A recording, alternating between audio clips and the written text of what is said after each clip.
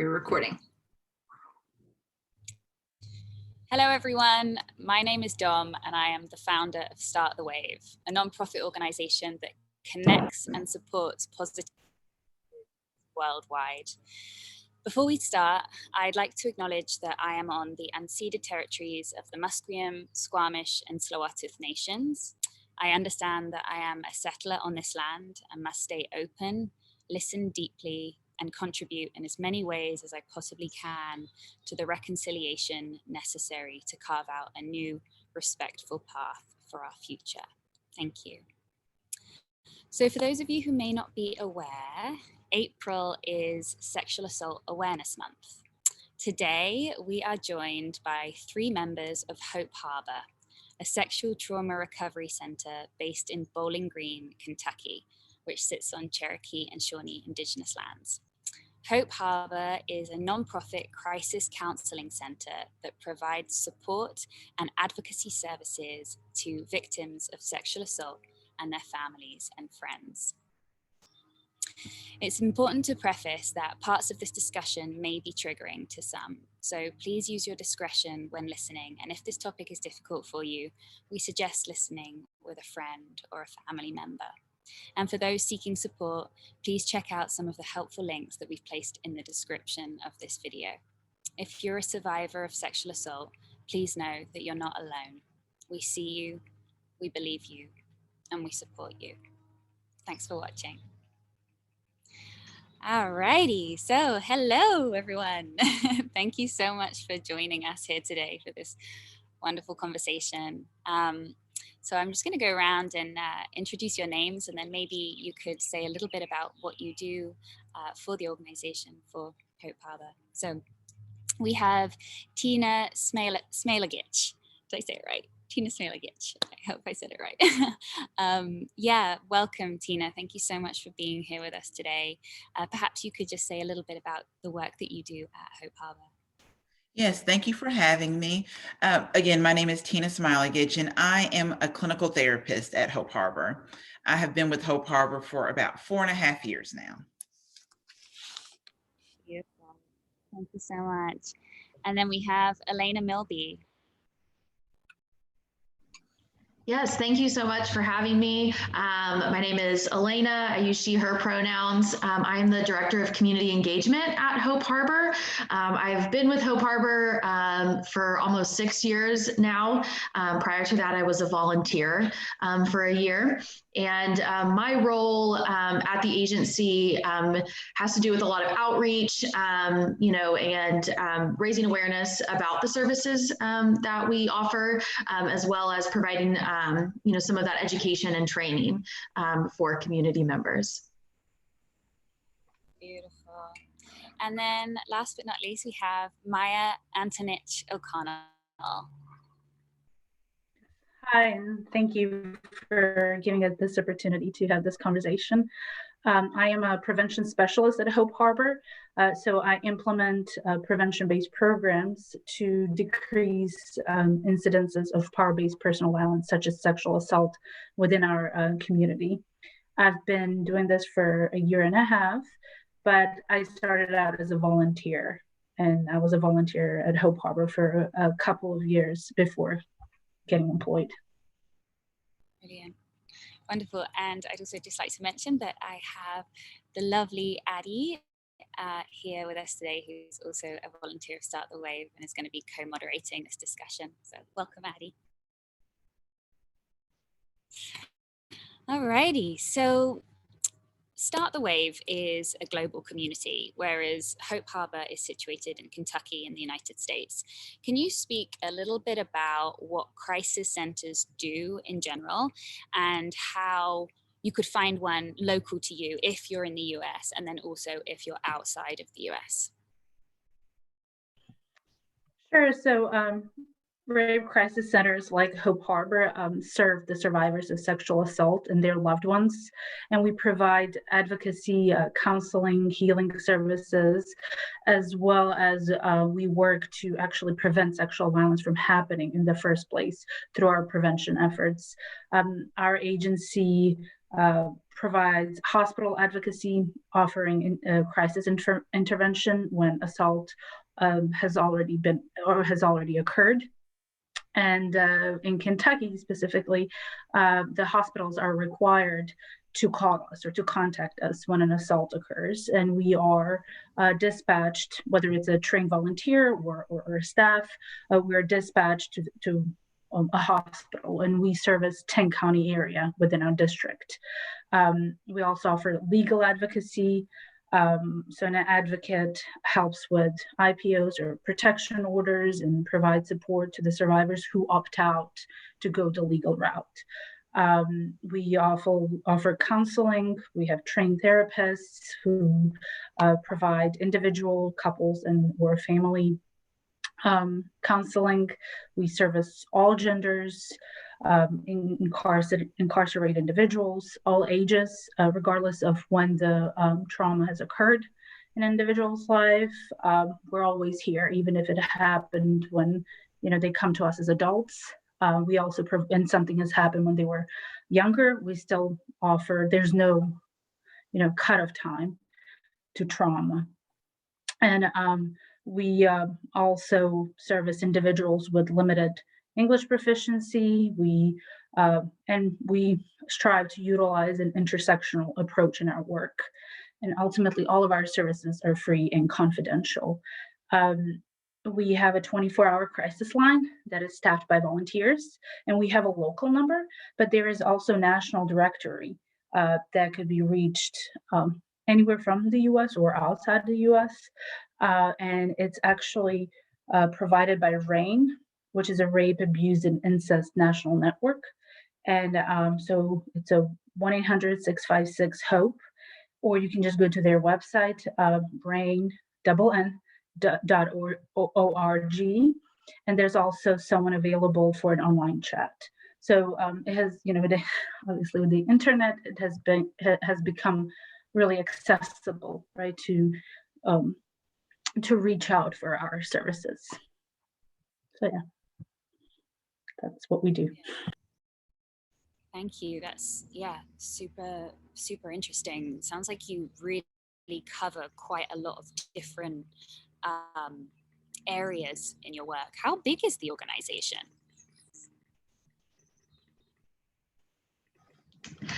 So we are a staff of 15 to 16 right now, and that kind of fluctuates, and honestly a lot to do with grant funding, and available funding sources to provide specific positions, and that's definitely changed throughout the years depending on kind of what the national attention, has been brought to. For example, Maja mentioned, us working with incarcerated survivors, and, that a position to assist in those connections and assist in working with those local detention centers, came from the Prison Rape Elimination Act and the passing of that bill. And then eventually the enforcement of that bill, as well. So we are kind of a small agency given the thousands of people that we serve in South Central Kentucky. And then really we are able to do what we do because of volunteers, because of I think, somewhere it's usually floating between 30 and 50 volunteers that we have that assist us on the 24/7 crisis hotline that Maja mentioned, along with that hospital advocacy. Wow, that's so impressive, incredible. So yeah, can someone speak to what can someone expect when they call a center like Hope Harbor for support? Well, the first thing we want someone who's calling our center to know is that they're heard and that we are going to do everything that we can to help them in their time of need. And kind of piggybacking off of what Maja said, sometimes we will have clients who will call and the abuse happened when they were younger and no one believed them. So we want, when you call our office and you tell us this is what's going on, you are heard and we believe you. So to go along with that, so if someone's calling and they want therapy services, then they would do a process called our intake. So essentially that is just that initial paperwork to get them in our system as a client. Sometimes people will call and they don't necessarily want therapy, but they may want some of their legal questions asked or answered, excuse me. So then at that time, we will refer them to our legal advocate. So whenever someone's calling, we are trying our best to make sure that their needs are going to be met and that our services are, rendered to them and that they can seek those services. And again, they are free.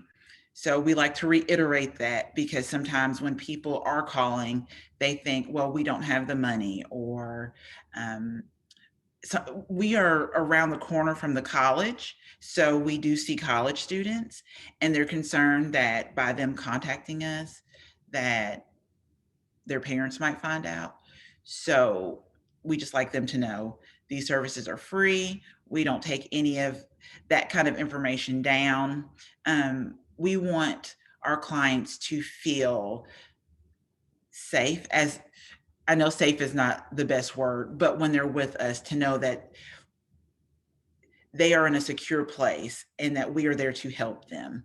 And if we can, give them resources and services, that's what we're there for.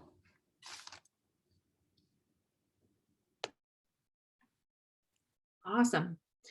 So we know that the MeToo movement started in about 2006 by the incredible Tarana Burke, and has gained more popularity in recent years. Can you guys talk a little bit about the changes that you've seen at Hope Harbor and with trends like MeToo and Time's Up and other things like that, with the rise in popularity with those trends? What does that show up, or how does that show up, or what does that look like for you guys being on the receiving end to offer that support?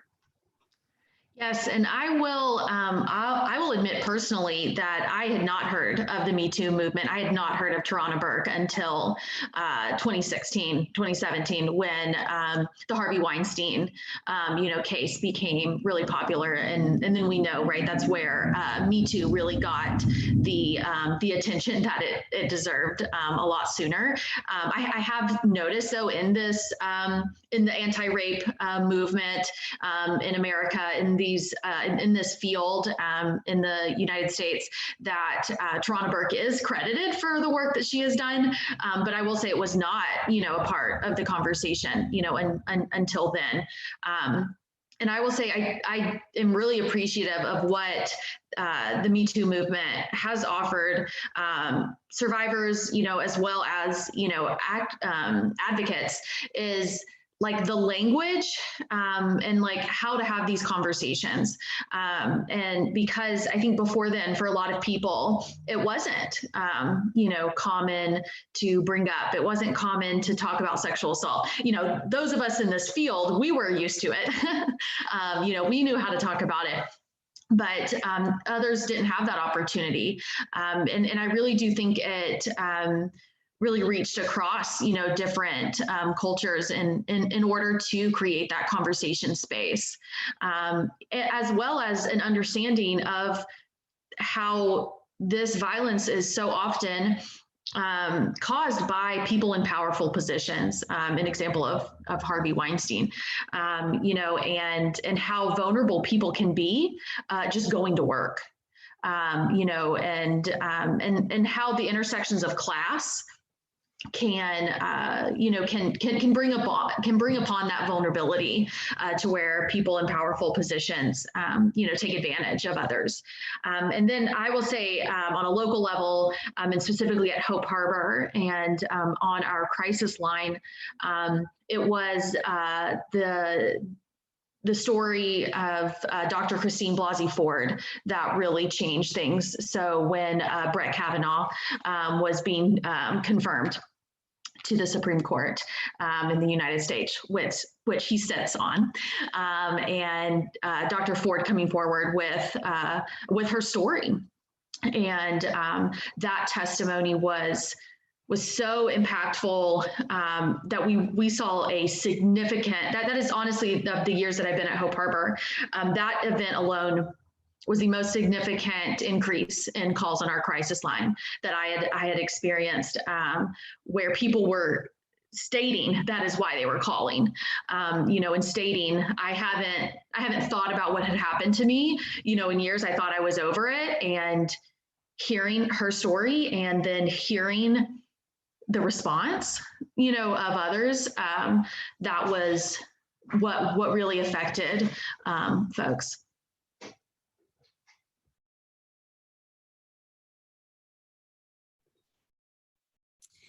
Thank you, Alayna. Okay, so from what I've been told, though I have never been, Bowling Green is an interesting community because it's such a melting pot of diversity. I was wondering if you could talk about some of the considerations when working with folks from different backgrounds and lived experiences. Yeah, so Bowling Green is a very diverse town or city. And we are kind of a refugee hub. And I myself came to the United States as a refugee from former Yugoslavia. And we were kind of like the first ones that they came in larger numbers. And I think we're currently like 10% of Bowling Green population. And then over the couple of decades, we started seeing a lot of people coming from Myanmar, Somalia. We have Iraqi population, in Cuba, some Cubans, just to name the few places from where the refugees or immigrants come from. And so when working with the refugee population, we have to kind of be vigilant about or sensitive to their language proficiency when we happen to be on calls or when we get a crisis call. But at the same time, we have to be careful not to assume they may not be proficient in the first place, right? Because just because someone comes from a different place doesn't mean that they don't understand or speak English. And then sometimes we have to take, obviously, cultural aspects into consideration. For an example, when we may be in a hospital call and there are other family members involved in the situation, I think we have to be, really careful about how we approach the situation, or, what we can say or not say, and always be attuned with the survivor and their wishes. And then in case they do require language assistance, we actually get the language line, the Pacific interpreters line on our crisis line, as well as in the hospitals, and to better serve our clients who have that limited English proficiency. We also translate most of our materials that we take to the hospitals with us, that have information about sexual assault in general and about our services and basically what to expect when they're in the hospital and what happens after. And then we also have to look at it from intersectional perspective, since most of our clients that come from these parts of the world are of either different religion than dominant Christianity, as it is in the United States, or some of them are Asian, some of them are African. So aside from those cultural differences, we have to be attuned to their multitude of their identities. So yeah.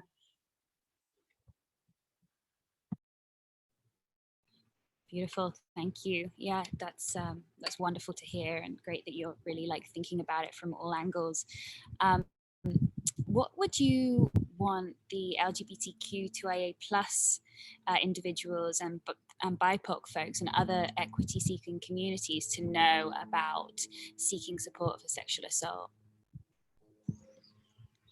We want our clients in equity-seeking communities to feel that they can come to us as well. We welcome everyone with open arms.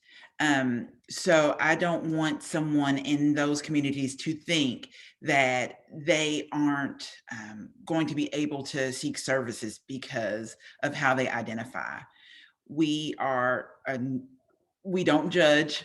We want our clients to have the services to help them.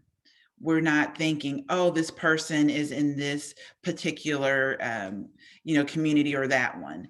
At the end of the day, we want them to come seek services so that they can help themselves work through some trauma, to, be able to use their voice, to feel empowered. So those people that are in those communities are more than welcome. We want them to come and seek services, because a lot of the times, again, they don't have someone to listen to them. They don't have people believe them, and we want to be that agency for them. And if I can, tag along to what Tina shared, that we recognize that marginalized identities, I like equity-seeking communities, I like that, experience violence at higher rates than like the dominant cultures, and then also kind of, bringing in what Maja said too, that like they're intersecting identities that trauma can, compound on each other. And we have made a lot of efforts and continue to make efforts, because we know that education never ends and never stops. You can always do more, to educate ourselves, to educate our staff, to educate our volunteers on working with the queer community, working with, Black, Indigenous, people of color, working with the refugee community, people who don't speak English as the first language, because, we recognize, we can say we serve everyone, but we really do have to show it. And that's something that I think is very important at Hope Harbor, and is something that is important through our state coalition, Kentucky Association of Sexual Assault Programs, in recognizing that we do need to do more.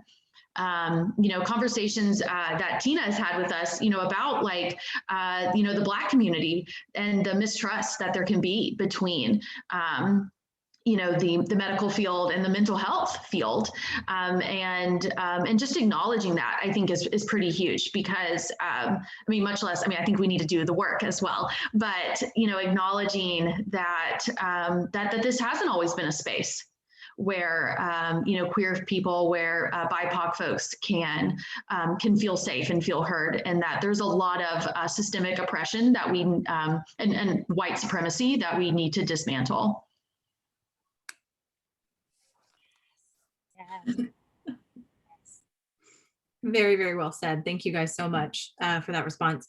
I want to shift a little bit now to talk a little bit about the role shame plays, and not only in sexual assault, but in recognizing in the recovery and working through and unraveling traumas. Can you guys talk a little bit about the role shame plays, and how to, maybe advice that you would give for folks listening, and how to begin to shift that narrative? I can start, and then one of you all can tag along, as well, as Tina works more closely with clients than I do. But we know that like shame is a huge reason why this is the most underreported crime, or one of the most underreported crimes. That our culture really encourages this misinformation, this misrepresentation of why sexual violence occurs. The blame is often placed, on the one who experiences the harm instead of the one who did the harm, which makes no logical sense, and we don't really experience in any other types of crime. And that shame is so ingrained in our culture that it's really hard to unpack that. It is really hard to overcome that, even when that it's not true, that it really is something that is really difficult to overcome, and just the empowerment that some survivors, because I don't want to say all, because I do recognize not all survivors want to tell their story. Not all survivors need people to know of their experience and, kind of take back this label. But for some, that is really empowering, and that is how they're able, to to begin that process of overcoming that shame. And then finding community as well, realizing that other people experience this.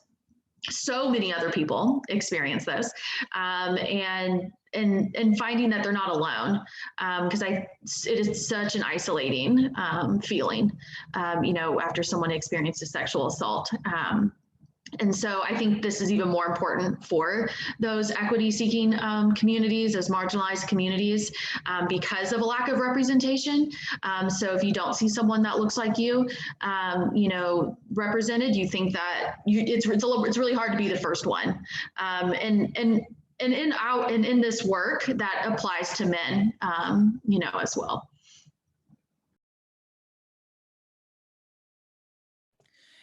And kind of going off of what Alayna said with the shame, in the therapy world, we use the word normalize. So we don't normalize the act, obviously, but we want our clients to know you are not the only one experiencing this. And there are times where we have clients that will say, my friend disclosed to me, their sexual assault. And then I knew I wasn't alone. And then we also want to tell our clients, this was not your fault. And so I think sometimes just hearing that it's not your fault, some of that shame begins to kind of go away, because they were always told this was your fault. You wore that short dress to that party. This was your fault. You got drunk. And it wasn't. And we have to, again, what Alayna said, place the blame on the people that are doing these horrendous acts, not the survivors. And if I may, I concur. And I think if we look at a historical perspective of how, even legally, the sexual assault has been treated, and, it's based on a patriarchal values that we have still till this day as a society, that still plays a role. And instead of constantly putting that shame on the survivor, or it's not survivor's responsibility to clear their name, quote unquote, but rather on the other actors, within the communities that they live in, to actually get educated and to understand the underpinnings of why is there shame in the first place. That makes so much sense, for sure. One thing I just wanted to jump back quickly and revisit, Alayna, you mentioned at the beginning the shame being a huge reason why people don't report. Would you say that, I remember when I volunteered for Hope Harbor like 10,000 years ago, the statistics at that time were 1 in 3 women will be assaulted, and I think 1 in 6 men. And of course, we just kind of touched on how important language is, right? Like, we put the emphasis on the survivors, and not, 1 in 3 men will sexually assault a female, or the reverse of that, right? So I was curious in terms of the way, now that with the Me Too movement, things like this, we're seeing more of not a center stage, but a little bit more space devoted to this conversation, especially around shame and the empowerment of survivors coming forward. Has there been a rise based on what you guys have experienced in reporting or in hospital visits and things like that, since those things have happened? It's hard to say that over the past year, because I think, due to the COVID-19 pandemic, our services have been down a lot. And I think there's a lot of factors that come into play for that. People are at home, they don't have the privacy to reach out for help. Statistically, they probably live with or see often the person who is harming them. This applies to children as well as adults. So getting away from that is hard. Hospitals and ERs specifically are not the safest place, or do not seem to be, right? And people's health started taking, priority. So this past year has not been, I think, a good example, for that. And I do think, to be honest, at least in Kentucky, and I do think I could say this for the United States, that the Me Too movement has kind of I don't want to say it hasn't fizzled out, but it is not as prevalent as it was. And I do believe that a way that we really saw that was our past presidential election, that sexual assault was not a topic that came up, even though the two main candidates had both been accused of sexual assault. And so I do think that there is a lot of, there's still a lot of work to be done. I think it comes, it ebbs and flows for sure. And then, to your comment, Addie, about the statistics, it's really hard to get statistics around this anyway. And when it comes to sexual assault, I mean, we literally quote statistics from 2012, like that's the most recent, going on almost 10 years ago. But in Kentucky, it was from a CDC report that it's closer to 50% of Kentucky women have experienced some form of sexual violence, and close to 20% of Kentucky men. So that's going from 1 in 3 women to 1 in 2, and then going from 1 in 6 to 1 in 5. And so yeah, we do know that Kentucky has high rates of sexual violence, and then also noting, right, the very binary language of those genders, and acknowledging the gaps in collecting trans and gender diverse communities, and how that they experience sexual violence, because we do know that consistently throughout the years there has been reports that they experience sexual violence at higher rates. Absolutely. That's a beautiful point. Thank you so much for bringing that up. Yeah. Yeah. Why is it that the statistics are so dated? Just not enough work and money going into those areas, I'm assuming. Well, that's one of the reasons, but also sexual assault or sexual violence goes underreported, right? So this is only the statistics that we can gather. So, and they're still outrageous. And then, there's a lot more people who decide never to come forward or to report, or just choose to, like Alayna said, some just don't want to talk about it, or, and then in the research, especially publicly funded research, it takes a long time. And, sometimes they have longitudinal studies, right? They take 5 years to collect this data. They are maybe also youth statistics as well in the US, and I think they're done annually. But then they look at the range of different issues, different types of violence, and, from carrying a weapon to school to, bullying and things like that. So we get somewhat a varied picture of that throughout the years. But again, like Alayna mentioned, this last year put a pause to a lot of things because kids weren't in school, for an example, or the services are not as available as they were when we were in person. But it's a complicated question with no clear answer. But of course, it's wherever there's public funding, it's tied up with the lack of personnel, with it's time consuming. You have to have relationships with academia and academic institutions, and follow that whole protocol. And that's another thing about research and things like that. So all of you have touched on a little bit about how COVID-19 has affected this past year. Is there anything else you'd like to add about how you've changed sort of the approach to the work supporting survivors during this pandemic? Yes. So yes, we had to change some things when the pandemic started. So we used to have clients in office so we have an office in Warren County, Logan County, Simpson County, and also in Barron County here in Kentucky. So we went from going face-to-face with our clients to strictly telehealth. So telehealth being over the phone or Zoom, because we wanted still to provide services for our clients.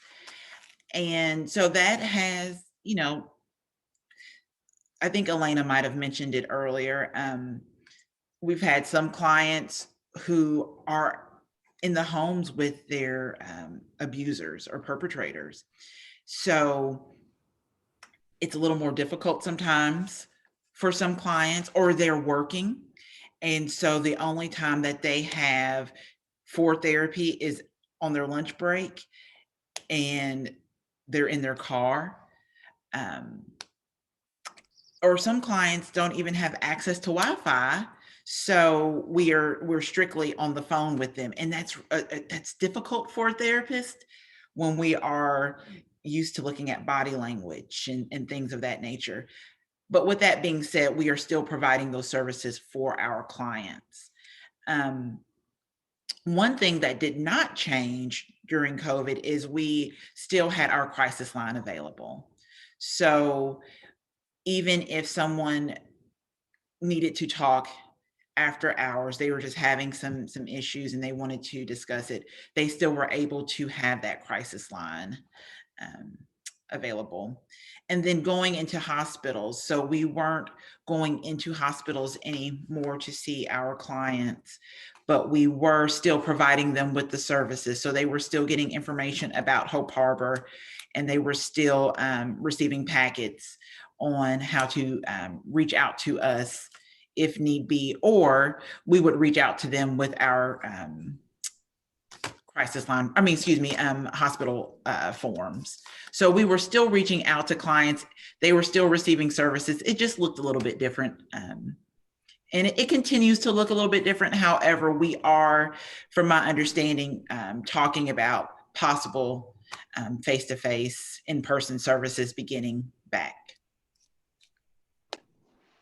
Share too on some of the positives that have come out of the opportunities that this past year has kind of offered us. We now have a virtual survivor-led support group, which I do believe in person is so can be so much more powerful, right, in that connection. But I do think virtual offers a lot of accessibility for people who, may need childcare, who may not have transportation. And really our support group is statewide. It's across Kentucky. So we have folks from all different areas of Kentucky coming together. Which has been really amazing. And folks can find more information about that on our website. And then some of the other things that we've done, we've really kicked up our social media presence because that was kind of the only way we were able to engage with the community. We were able to do that outreach. And then we had more time to develop our podcast, which is still not asking for it. And that can be found wherever you get your podcasts, as well as our blog, which is on our website as well. And you spoke a little bit about the support groups earlier in the conversation. You mentioned the importance of people knowing that they're not alone and finding community. Is that something, when thinking about how people can find community, is this support group, obviously Hope Harbor, you mentioned it's just for people in Kentucky, or is that something that you are thinking about growing, considering it's online, or are there other support groups that you know of that people can find, and where would you recommend they go to look for that? I will share that thankfully the way that we are kind of formatting our support group, that folks from other states can join, that is not an issue. The only issue I think that we've thought of that it could pose is just not being aware of additional resources in someone's area. Of course, we can Google it, we can research it if needed. But really folks, from other states could join. Hopefully they'll appreciate our accents, and because I do think that sense of community is really helpful. And I think it's hard to find free support groups. First off, I know we did some research to try to find some additional information before starting ours, and there were support groups people had to pay for.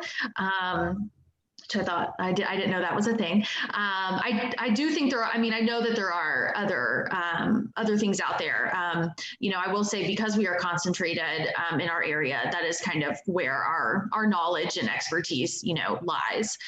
But there really isn't anything that would keep someone from another state joining our support group. Because I think it's a big deal that we're survivor-led as well, because the setup of support groups can sometimes be intimidating. They can be really helpful when they're curriculum-based. Ours isn't, though, so they can come 1 week. They don't have to come every week. They don't have to commit to like a 6-week program or an 8-week program, because we know life happens. So we just have different topics to kind of facilitate conversation. And then we also offer times for the survivors, the participants, to just kind of come with whatever's on their mind. It's been really successful, and it has been a positive out of the past year. Beautiful. Thank you for sharing.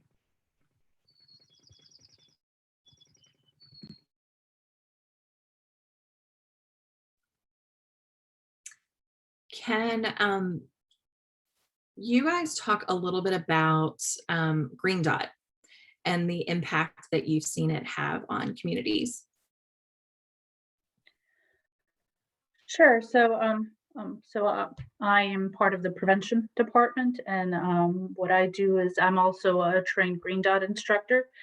So the Green Dot program is a research-based a curriculum which focuses on bystander intervention, aiming to reduce instances of power-based personal violence, such as sexual assault, dating violence, and bullying specifically, because we work with high school students. Now, Green Dot program is adapted to different settings. There's a Green Dot college for colleges. There is a community Green Dot, which I think in the future we will be working on and expand into the community as well.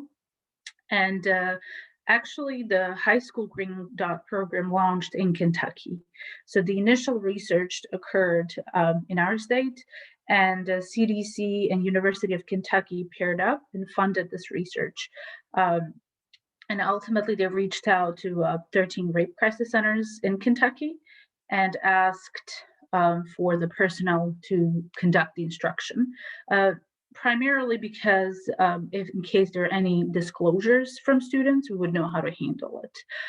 So the research took 5 years, and after that, they found out that there was a 21% reduction in the incidences of power-based personal violence. And again, they specifically looked at sexual violence, dating violence, and bullying in Kentucky high schools.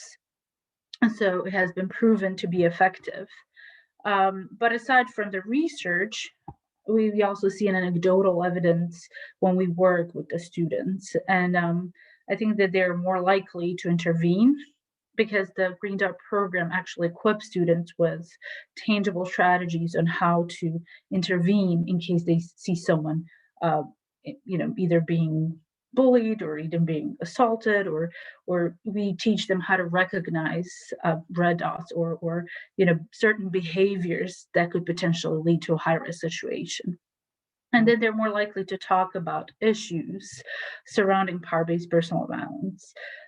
Before COVID, our coalition hosted an Empower Kentucky youth conference where students from schools where we implement Green Dot throughout Kentucky would attend, and then they would, first of all, would give them a conference experience before they move on to colleges or workplaces, but they would present a variety of topics pertaining to sexual violence. And I think what's really important is that they take those skills with them, to help others as well, and kind of become more empathetic individuals. And when they're in more high-risk environments, like once they go to college, once they are at workplace, they would know how to recognize these warning signs and also be willing to help others. And the research has also shown that earlier we start with children, And the earlier we start implementing these research-based programs that are effective, more time-consuming, but also given in doses over the years, that actually, we see a change, and there is a signal that our efforts are not in vain. So, yeah. I remember when Dr. Edwards and her team were first working on Green Dot. I was sitting on the KSAP team at the time. Are there other areas besides schools that Green Dot? I remember at the time they were thinking maybe about military and armed services. Are there other large groups that Green Dot has been implemented in?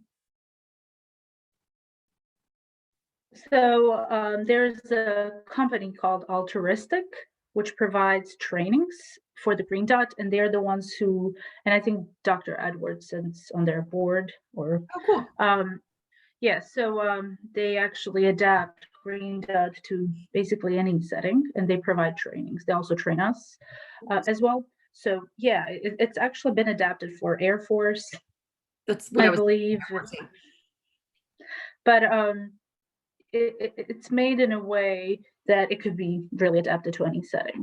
But the implementation part, and to stay truthful, and to retain that fidelity of the research, it requires surveying, it requires different steps of implementation, which are more realistic in schools or in institutions that we have access to and that we build relationships with. But once we move into community, I think we'll be able to reach out to businesses and eventually even bars and things like that to implement it on a larger scale. That's awesome.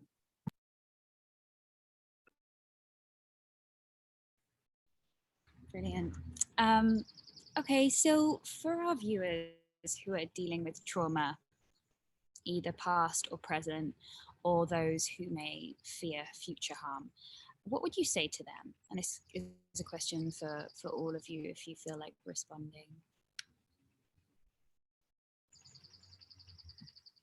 I guess I can start.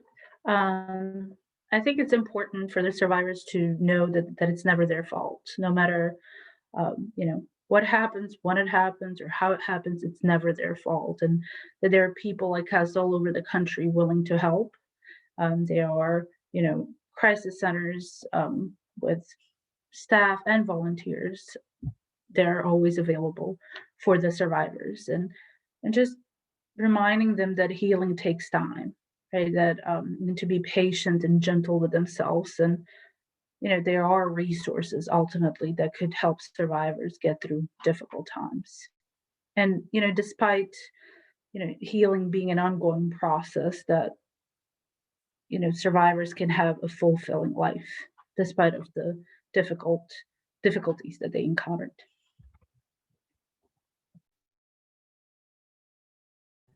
And I will piggyback off of that. When survivors are ready to talk, there are people there ready to listen. And I think that it's important for them to know when they seek out a therapist, kind of like what Maja said, it doesn't happen overnight. But eventually, if they, listen to what the therapist is saying and using those techniques, and they're using those skills that are given in the therapy session, it will help them. They will never forget about their trauma, but it will help them work, in their future and see that they are strong. They did what they had to do at that time to survive, and they are survivors. And, they can walk with their heads up high and their, back straight, to know that they were heard, they were believed, and that they took that time out to seek those services to better themselves. I was also going to say that you did what you had to do to survive. And that, I think, is relevant to the harm itself, as well as whatever you had to do between then and now, you know, in order, whether you got help or, you know, you pressed it down, you know, went through life, right, and then it comes back later. Because I feel like it always comes back. You know, we often in our training teach, you know, flight, fight, or freeze. You know, because we always hear about fight or flight, you know, either you're going to fight it or you're going to run away. And actually the most common response, you know, from research is to freeze. So we act kind of like a mouse that is being, you know, preyed on, right? You just freeze because you don't know what to do. Your body and your brain cannot like process what is happening. And in that moment, freezing is going to be the easiest path to survival.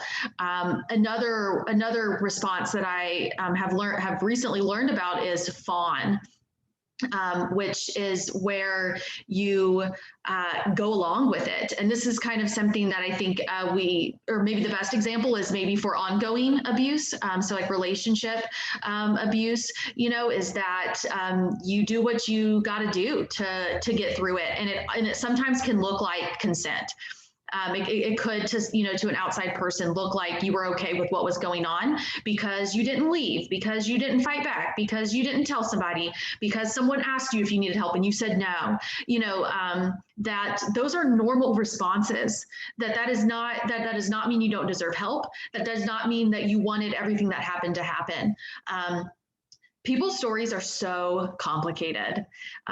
You know, it doesn't fit into a box. I do think we can connect, you know, through this type of trauma, you know, but I really just want people to know, like, we genuinely mean it, that it's not your fault. And that goes for no matter what happened or has happened since. It is so incredibly important, and I am so grateful to you all for sharing all of those pieces of information. I wanted to just quickly, before we wrap up, to touch on, I remember when I was volunteering at Hope Harbor, and often in conversations since, I will, speaking with friends or colleagues or acquaintances, and there is a almost an intrinsic like sense to compare trauma. Well, he just verbally X, Y, and Z, or it wasn't rape, or right. Can you guys talk a little bit about like how to qualify trauma? We know I think it's Peter Levine in his book about trauma talks about basically trauma is anything that overwhelms our capacity to cope. And under that really broad definition, right, that encompasses a lot of things. And so for our viewers who are listening to this, who might be thinking, well, was that really bothered me, but would that be considered? Can you guys talk a little bit about the importance of not comparing trauma and really how to think about, to think about that term more broadly? I can start and y'all can jump in. Yeah, because this is something that oftentimes when I do presentations or talks to groups, when talking about the services that Hope Harbor offers, that you know, yeah, like not everybody's experience is going to fit into a box, and that doesn't matter, that we're still here, you know, for support, and that is still valid.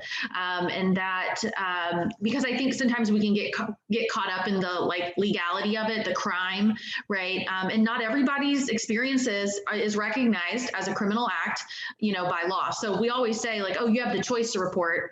But for some people, they don't actually have that choice because the trauma that happened to them doesn't fit into those, the boxes that, you know, Kentucky law or federal law, you know, places for us. And so I truly believe that, you know, an attempt, you know, at an assault can be just as traumatic because everybody experiences trauma differently. And I do think that that mental process is our brain trying to protect us, right? Our brain trying to tell us what happened to you wasn't that bad. You know, what happened to you wasn't, you know, someone has it worse, right? Because I think that, at least in the short term, it may be long term for some people, that your brain is thinking, okay, I can get through this if I tell myself someone has had it worse. Which if that works for you, that's totally fine. Like that's I think that's common. I try to avoid saying normal, but you know, I think that's totally fine. But I really don't want that to prevent someone from getting support. You know, someone from thinking like, oh, my story's not worth telling because it's not the worst I've ever heard. Because that's not fair to yourself, and that's not fair to other people, you know, either, because other people may have, you know, right? They may then think, well, your story's worse than mine, so how can I ever tell mine if you're not going to tell yours? And so it is a really interesting, I think, phenomenon that we have. And that's just so, right, it's just so layered. I mean, rape culture, victim blaming, because it's internalized, we do it to ourselves. I think it is something to talk about. So I really do appreciate that question. If one of you all want to tag on to that.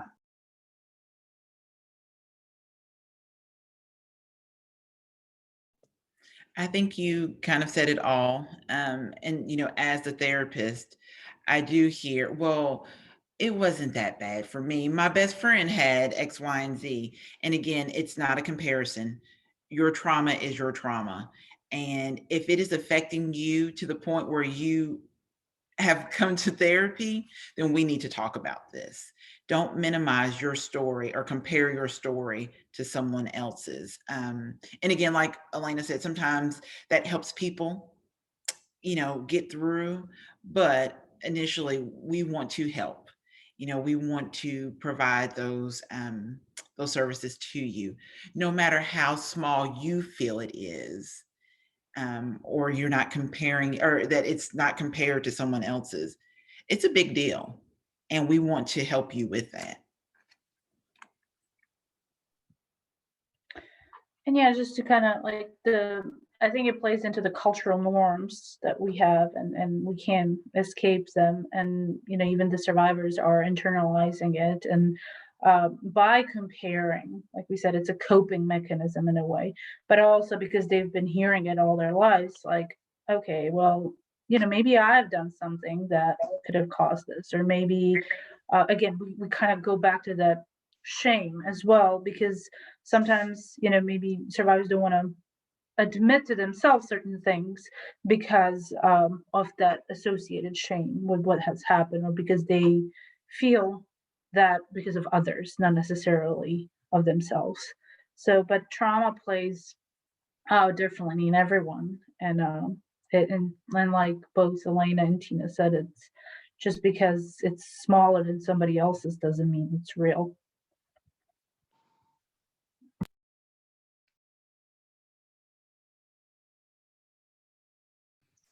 Addie, you're back. You disappeared for a quick second. Apologies. The internet just completely stopped. And then, yeah, I'm on my phone now. So fingers crossed. Well, thank you. I think that was a really powerful question to end on, Addie. So unless you have anything else, I think we should wrap it up and just say a humongous thank you to all of our speakers here today. Do you have anything else you would like to add, Addie? No, I think that's it. Yeah, just a huge amount of gratitude to everybody at Hope Harbor for being here today and for your service to the community and showing up and doing the incredibly important and often not seen work that you guys do. Yeah, definitely. Thank you so much. Yeah, real deep gratitude. And like we said earlier, we'll make sure to put all of the links to your important work in the description of this video for people to check out, and also some other information. So yeah, thank you for your time. It's so appreciated. Have a beautiful rest of your day. Thank you for having us. Yes, thank you. I did have a quick question of when we could expect that the video would be up. Oh,